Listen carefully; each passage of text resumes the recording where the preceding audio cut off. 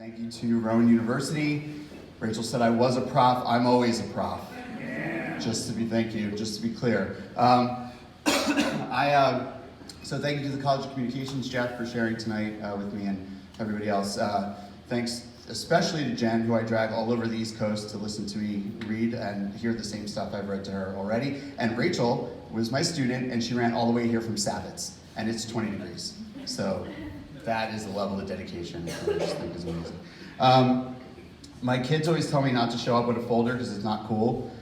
And they say don't read off paper because that's not cool. They also say, if you don't want those white hairs, why do you keep growing them?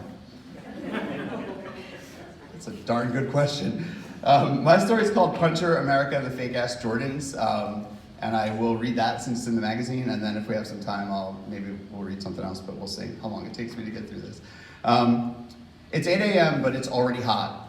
The Hudson public pool will be packed. Before she leaves for the embroidery factory, Abuela warns me not to go to the pool. Dominicans will steal your shoes, she tells me. Then what will you do? No one wants my shoes, Abuelita. I own a pair of knockoff Pro Jogs, 20 bucks at Kenny's, red and black high tops, the fakest of the fake-ass Air Jordans on the market. No one wants my shoes. But I don't argue with Abuela logic. She insisted the Pro Jogs were Air Jordans when she bought them for me. She called me to tell me she got me Jordans, or as she calls them, Hair Jordans. When she came home with those fake-ass shits, I ran to my room and cried. Abuela cursed at me in Spanish. Today she mumbles her warning and puts on a sweater. Abuela gets cold even on 90-degree days. North America is not warm enough for her. She gives me her worried look as she leaves our apartment, the look of someone smelling something rotten, like she smells my weakness. And I am weak. Yesterday, a thin, buck-toothed boy punched me on the head outside of Lucy's bodega. He wasn't from our neighborhood. I had never seen him before. I was drinking a purple juice, sitting on a stoop. I didn't see him coming. He punched me, and at first I thought something hard had landed on my head, like a rock from a window. But there he was, flacco as fuck, but aggressive, pounding his arms downward like a tiny king hippo, bouncing in place and saying, yeah, yeah, yeah. He had a friend with him, a shorter boy, less skinny, who bit his lip and held his chin up high, like the football players do in the yearbook. I should have hit him back. I should have pushed his scrawny ass to the floor and sat on him. At least told him, are there kids here? Should I not cuss? No, I'm gonna break down the fourth wall. Is it okay? Is everybody okay with cuss words? Can I hear? Yeah? Yes. Yeah, I need that kind of validation. Yes. Okay, good, thank you. And now, with no further scheduled interruptions, the conclusion. No, okay, all right. Okay, yeah, he had a friend with him. No, I said that part, okay. At least I should have told him off, but I didn't. I rubbed my head and said, ow, my ghetto juice barrel spilling at my feet. When Abuela was safely away, Papi came out of his room. He tells me to ignore my grandmother. She racist, he explains, but she old, and old people is racist. Papi doesn't work because he's on disability. A truck tire exploded on his right leg. He doesn't walk much either. I can't remember a time when I saw him outside of our apartment. He goes from the chair in the front room to the chair in the kitchen. When the weather's hot like today, he drinks less coffee, more Budweiser. Papi tells me to go to the pool. If anybody fucking fucks with you, you fucking kill their ice hole. See, that's why I needed your validation. I wasn't kidding. Papi likes some English words more than others. I don't argue with him. I'll go to the pool, but I won't swim. And I will not kill anyone's ice hole. Papi knows this, but even he doesn't realize the length that I will go to to avoid trouble. In my town, too many kids want to fight a kid like me, and every kid in my town will be at the pool today. Besides, I can never take my shirt off in front of every girl from school, and every girl from school will be at the pool today. So for me, going to the pool means sitting near the pool. It means scratching like a leper in the high grass on the Palisade Hills. The pool is carved into the cliffs over the Hudson River. It dangles in front of New York City like dice on a rearview mirror. So I can perch on those graffiti mountains, buy a Malta Goya, and carve my way across the jagged rocks to a spot where the grass is so high it tickles my chin. And there I'll sit in my own sweat. But at least there I can think. I can avoid trouble, and I can still tell Papi that I spent the day at the pool. without being a lie. Our State Building, the World Trade Center, once in a lifetime, unless, of course, your lifetime is spent in Hudson County, New Jersey. For me, the Manhattan skyline is a shitty oil painting hanging in my living room. It's too familiar to be beautiful. The skyscraper horizon holds our town in, trapping us like the curve of a glass jar.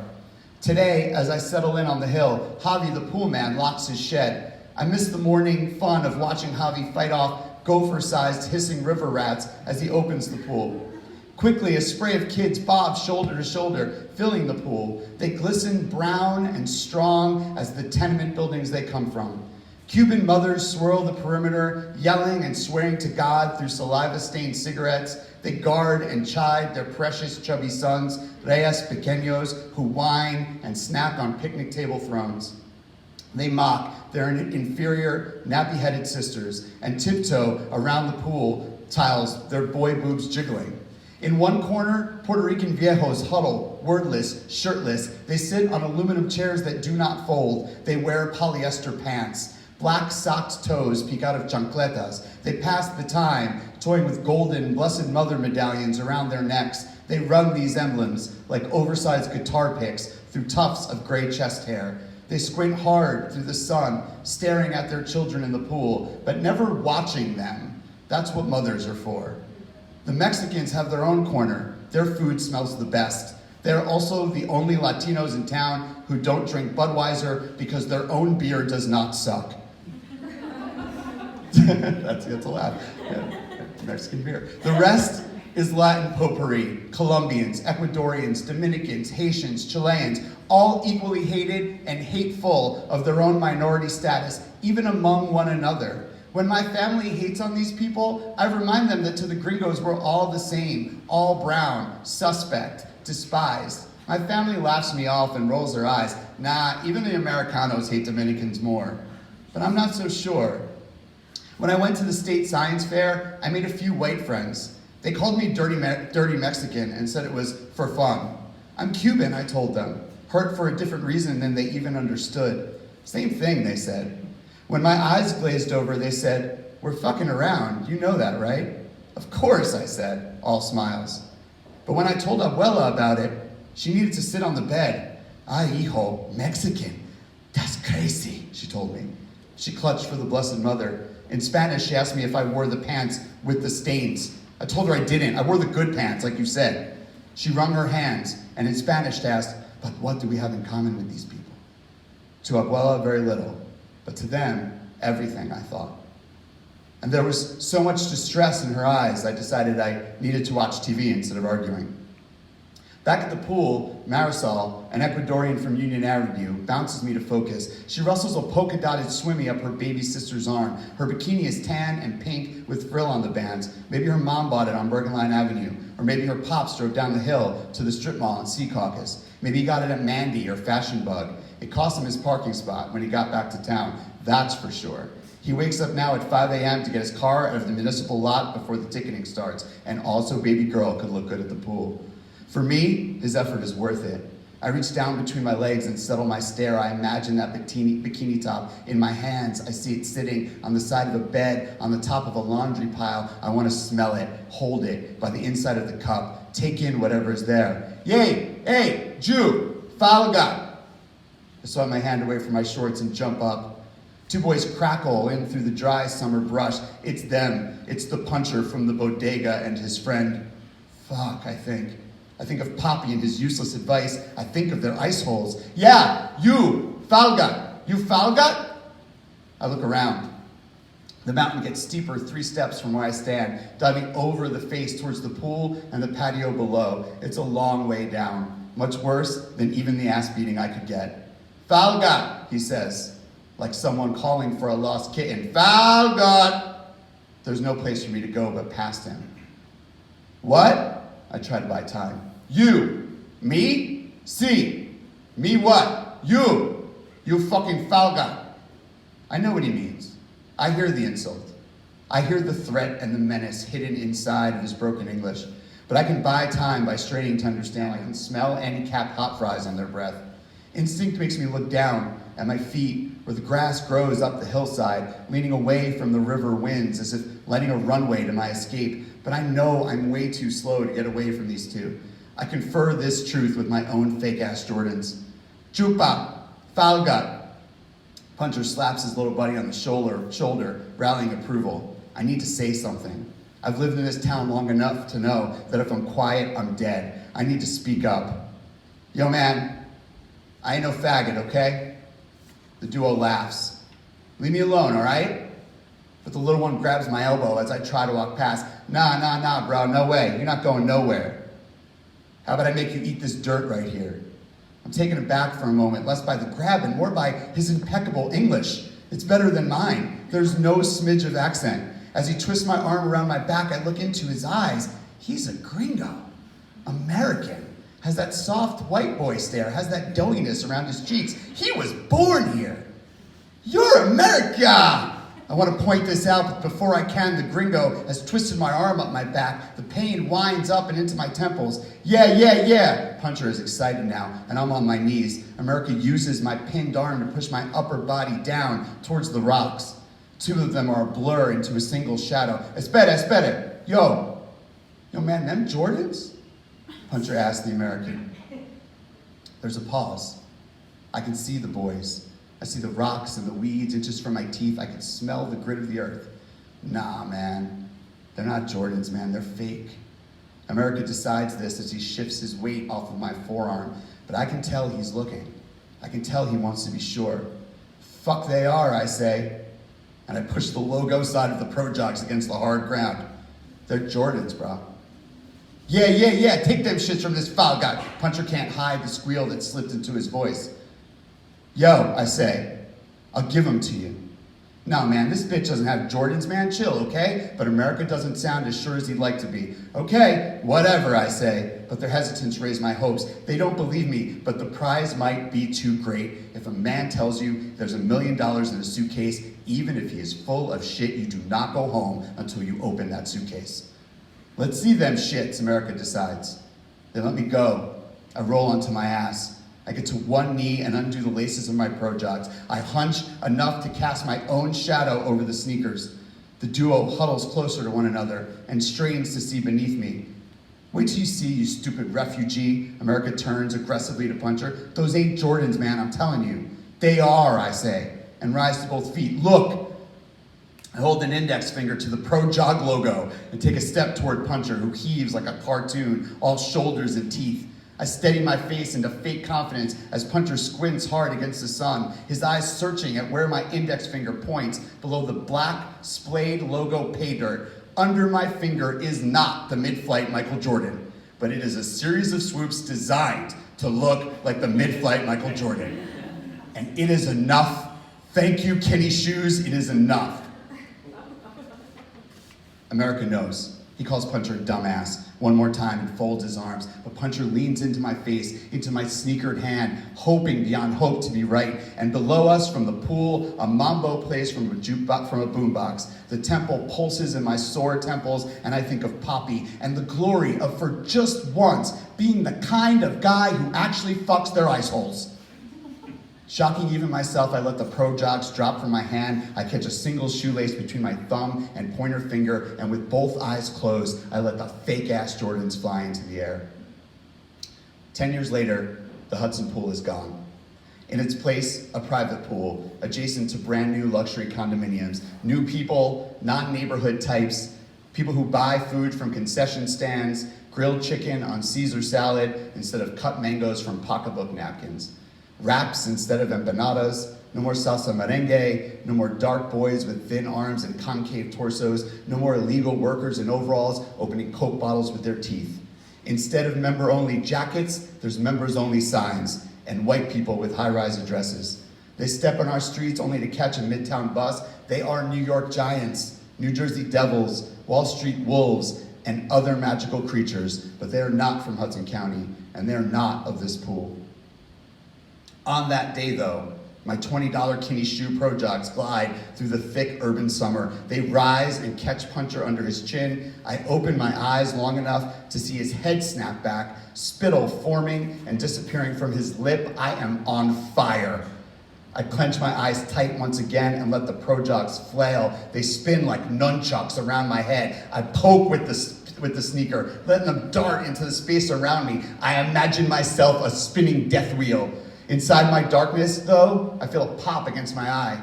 The force is enough to make me stumble back. I regroup and start flailing again. I keep my eyes clenched and let the sneakers fly around my head. Pop, pop, pop, they're on me. Had to be. Smacks to my cheek, another quick one to the side of my head. I make one more wild rotation with the sneakers, hoping to hit them both across the face at once, just like in the Three Stooges. I hope to nail them one more time before they hit me. Rah! But as I swing, I take a blunt force to the bridge of my nose, and it's enough to make me stop moving.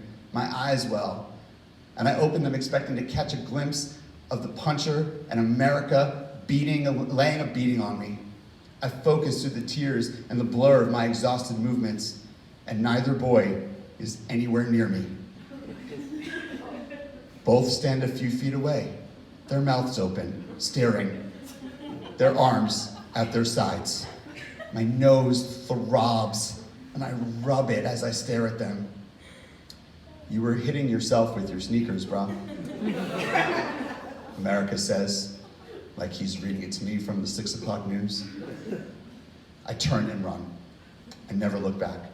I never see either boy again. But I must have dropped one of my Pro-Jog sneakers at some point, because I'm almost home before I realize that one socked foot has been hitting the pavement. That night, Abuela lectures Papi and me and herself about shoe-stealing Dominicans, about the real threat that they pose to our way of life, like urban sprawl, like price gouging. She cries and she wails and she presses ice cubes to my black eyes. She points and she gestures. She implores us in Spanish to bide her words. Next time, she wails. Next time to listen to me, that pool is no good.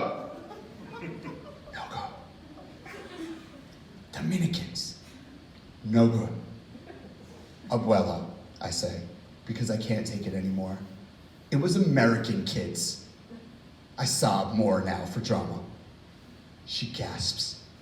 American kids stole your Jews? American kids stole my Jews. She clutches her chest and retires to her telephone. It will take my abuela several months to reconcile this news. This new danger known as American kids and their propensity for stealing your juice. The one remaining Kinney Pro-Jog sits on my television, our version of a mantle, like a precious family heirloom, as if it were a Herr Jordan. A testament to Abuela's vision, her vigilance, and her glory, even when her facts are more than a little bit off. Thank you. It's kind of on the way here. It's called Unit Price. See what you think. Unit price, they tell me, is the real price, and so I'm just another English major trying to do math at ShopRite. Unit price, my sister tells me, if you're not looking at the unit price, are you even shopping, Joe? Because you're not, and she pauses on not. You are not getting the best deal. I want the best deal. Sorry, that was dramatic. I want the best deal. I have kids and a budget and a broken-ass minivan. My littlest holds a bag of napkins like he holds the cat by its middle so that the animal's eyes bulge, its fur bottlenecks. The napkins seem to wiggle with life, dire, restless, squirmy. He grabs every single thing I hand him at the least appropriate place. Cereal bowls, medicine, coins, free time. Bags of napkins he holds, not because I cannot hold them, but because he must have something to do while I do math at ShopRite. My littlest says, Daddy, because his thoughts know no vetting. He knows no other recipient for complaints, requests, or fears. To him, there is no moment like this moment to grieve, to dream, to wonder about strangers who are still within earshot. Because ShopRite and math and unit prices know no value in his world, I do not answer him. I do not answer him because unit price is the price for one item or measurement, such as a pound or a kilogram. Daddy, he says, hopping from one foot to the other, napkin bag rolling like a wave. A pound or a kilogram or a pint, which can be used to compare the same types of two different goods. Daddy, he says, sucking the snot back up into his crusty nose, blotted with cheap tissue redness, of goods sold in varying weights and amounts so that multiple pricing which speaks. Daddy, he says, his sweats and his stained tea, and I wonder, do his clothes make people think I'm poor? The sale of the same item sold at an average price, which represents, quite simply, the total sale of revenue divided by the total units sold. Daddy, he says, surely to inform me of his hunger, or his thirst, or his undone homework, or of an offhanded comment by some other child who he will name by name, but whom I do not know. And don't you want the best price? Can't you figure this shit out? You went to Rowan. I totally added that line to you. You went to Rowan. And Daddy, why do you suck at math? Daddy, why our products need to be sold in multiple variants anyway? Daddy, what does it mean to live paycheck to paycheck? Daddy, what? Finally I say, what? Baby, what is it? Nothing, he says. Never mind. That marble heavy glare, that sudden coffee ground black speck that flashes in those impossible brown eyes. The unit price, they tell me, is the real price. But the unit price card blurs and burns in my wet eyes. The napkins wiggle to the ground. I buy the biggest, most useless bag of paper plates ShopRite sells. $7, $27, I don't remember. I bought it because it was the first one. I bought it because it was the biggest, and because I had the littlest hand to grab as I left the store. Thank you so much for your time today. I really appreciate it. This was super fun. Thanks, Pastor. When I was first asked to do this question and answer, I told myself that I was not going to ask you folks about process. I'm going to ask you about process. So, I mean, in looking at the stories that you the novel and the story that you have, in terms of time, are these things that came like all at once to you? Were these things that you chipped at a while? Like when you started writing, did you know what these were going to be? And when you were done, did they turn out as you had expected them to? Smooth, that was a good move, Jeff. Thanks. Yeah, that was well done. Well played. So no, not even a little bit, and I don't even know. It's funny because I have no idea how you're going to answer, because novels are just it was such a mountain to climb and such a beast. This short story started as a poem, which most of what I write starts as poems, and then it just didn't work. I'm probably not being that, because it probably sounds like a poem, right? Like the middle part the part about the pool sounds very poetic. So and it's because that was a poem, there's just something about it that never took shape. I find it really hard to write about my family in a very honest way. So if I can fictionalize them a little bit, then they come out that way, if that makes sense. And in a weird way, fictionalizing them brings them to life too, in a way. So though my family's always sort of a cross between disappointed and unhappy, that like people are gonna think that they're the character. And I'm always like, you're not the characters in the story. Get over yourselves. And like, everybody thinks we are. It's like everybody who reads his mom, you and your friends who play cards, and you lovely people, of course. But so I don't know. I think that I just everything I write sits and sort of simmers for a very long time, and I stopped putting pressure on myself on what I'm doing when I'm doing it. And I think that for you young writers, that is probably the thing I most wish I knew when I was where you are, is that to not worry so much about what it is I'm doing, and just do it, and then later it'll kind of figure itself out. Does that make sense? That sounds like the worst advice ever given. And thank you for being here for the worst advice ever given. And now I just made your life easy. Just say anything. And now for worse advice. I think one of the more beautiful things about all art, including literary art, is that it's not supposed to have a particular form. I think for me, I might start out to do something, but it teaches me what it's doing. So I follow it in a lot of ways. Like, if I start out with a story idea or novel idea, then it quickly sort of dictates what I do, and I change with it, which is really a beautiful part of the art process, I think, for anybody that creates, is that, as an artist, you're part of the creation, and the creation's part of you, so it is an evolution. This particular book that I wrote was a very, very long process. The next question is for both of you, but it kind of comes in different packaging, so I'm going to ask you one at a time. So I'm going to start with Joe. So your story, one of the things that you mention in your story is the topic of gentrification. Now, of course, this is something that has been talked about a lot in Philadelphia in recent years.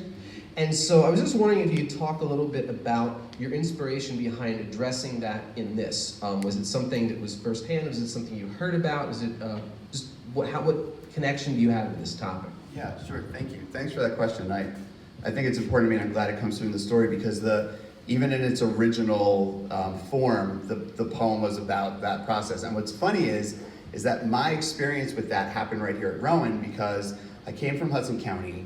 I moved down here. It was a complete culture shock. I told this story in Reflections, but I'll tell it as well, that I remember being at orientation at Rowan and we were walking in front of Chestnut and a bunny hopped by us and I yelled because I'm just the dumbest person. I yelled to my orientation group, "Oh my God, somebody's bunny got out."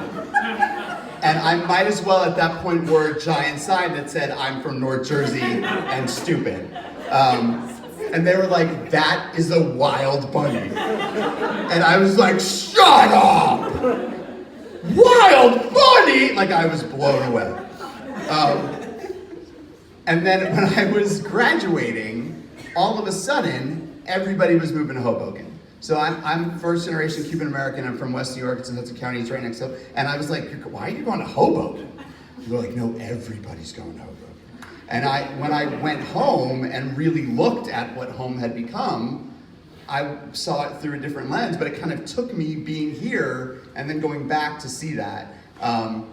So yeah, that was important to me, and I think it never came through as a poem, really.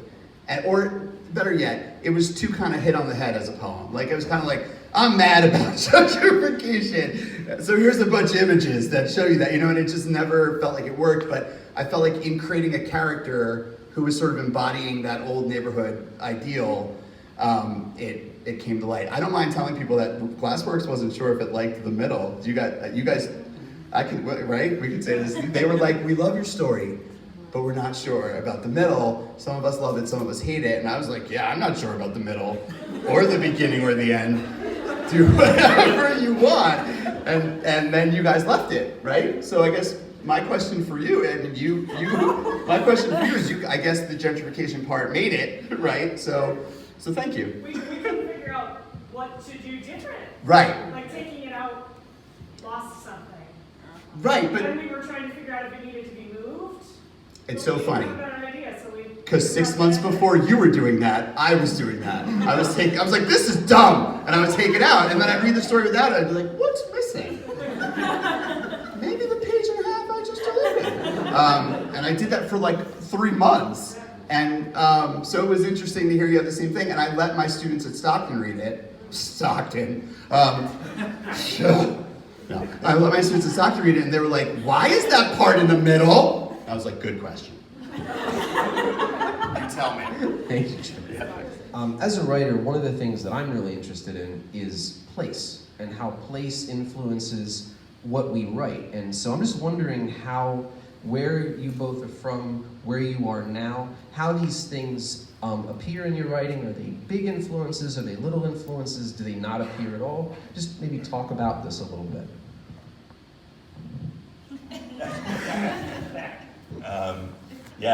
Place is huge for me, and it's such a stereotype, right? Place is character. You hear that in creative writing classes all the time, right? That's what it is. Write what you know.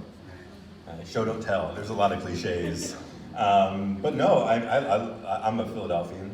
I'm a fiercely, fiercely proud Philadelphian. I've got the flag tattooed on my ribs. I've got the Phillies P on my leg. I'm a proud Philadelphian. I love that city so much. I think it's such an awesome city. It's strange and dirty and dumb and powerful and all of those things. So Philadelphia appears in everything I write, no matter what. Like I said, there's a Philadelphia police detective in it because there's brokenness in Philly too, and I really wanted to emphasize that. There's a parallel between what the detective does and what the German soldier ultimately does.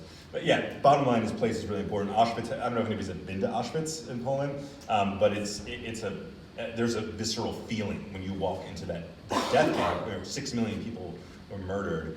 You can't help but feel this weird juju there. And so I thought it was important to capture that, and I didn't. I failed. I'll let you know right now. In the book, there's no way that it reads the way it feels, because it can. But that's an example of how strong a place is. And for me, like Philly is that too. Like Philly, it's a very powerful place. I get a lot of energy from being in that geography.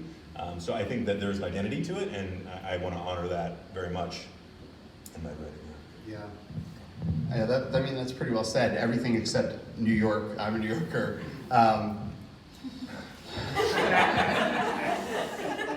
Like you had to tell us you had the Phillies P tattooed on your leg.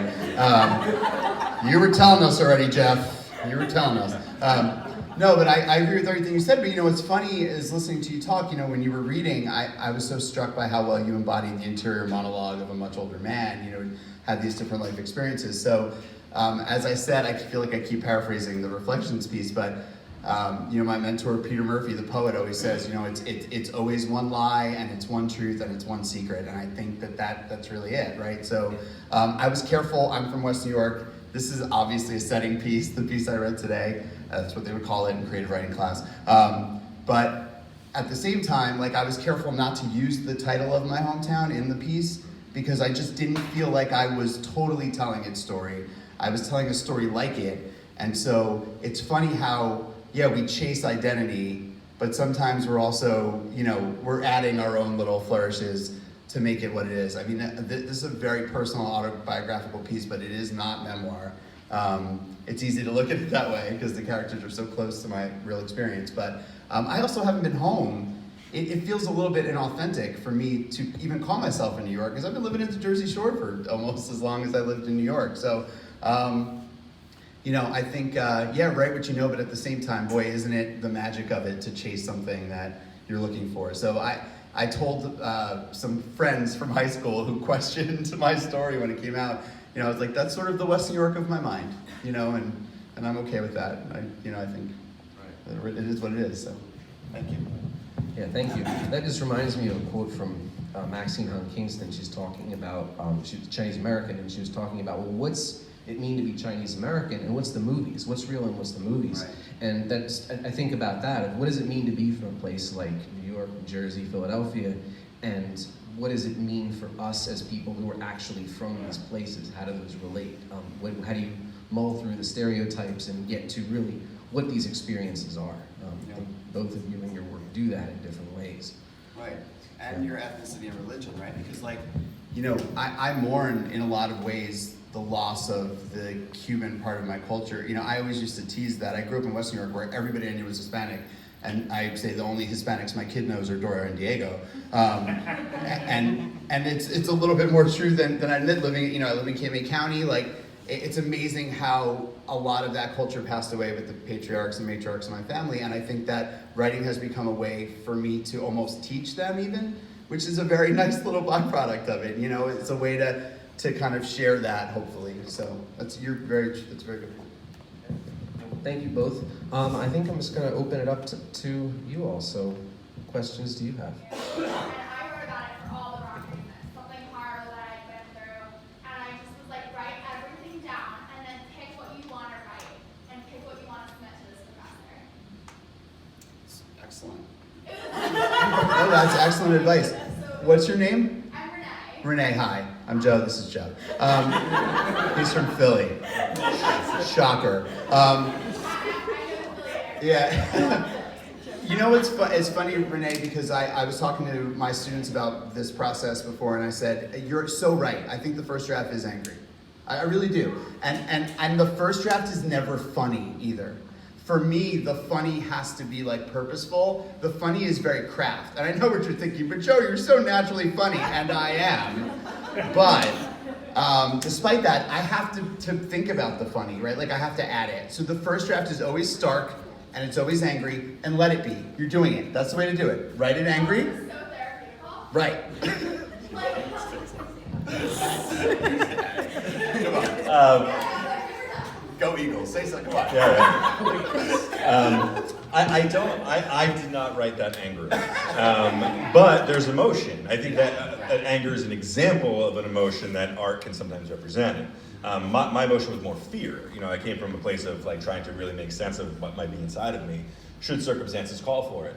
And I'd like to think that I'm not that person, but I clearly would be, right? Like if what's happening here happened, what happened in Germany in 1919 happened here, you know, I mean, I have to make decisions perhaps. But I think, and so I wrote it from the perspective of how we teach our sons to not be that way. Does that make sense? So in other words, like having an infant son, you know, looking at him, I'm just like he's about to go into a world where this is set up for him. The patriarchy is real, and you know, he has all of these passes to be terrible. And so how do I raise him to not be terrible? And the story I wrote was in that vein. So in other words, I tried to make my experience literary instead of trying to like presuppose what someone else's experience might be. Can you read it? Thank you. Sure. We're gonna take a few more questions, okay? Thank you. Thank you very much. Yeah. Kind of touched on the question I had, though. I was going to ask, what are you each working on now? And is it similar in nature at all to what we heard this evening, or does it depart in any way? Any new projects? Okay.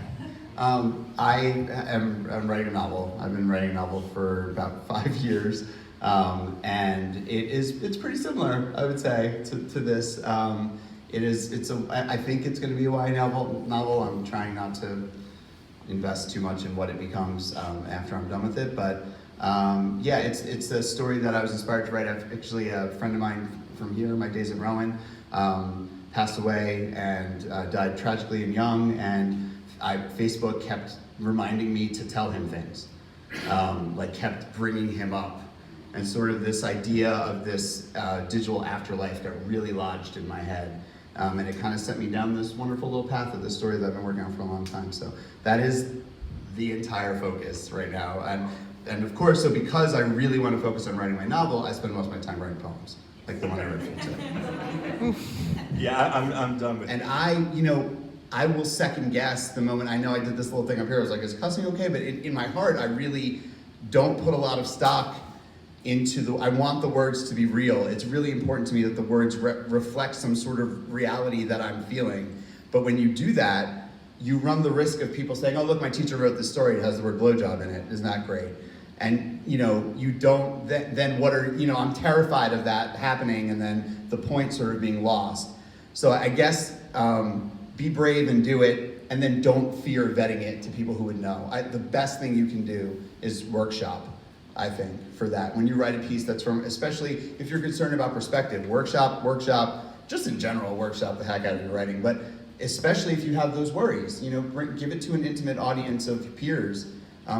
Find an intimate group of peer writers. That's an important part of it, and do it that way, because you never stop being scared. You have to work through it, I think.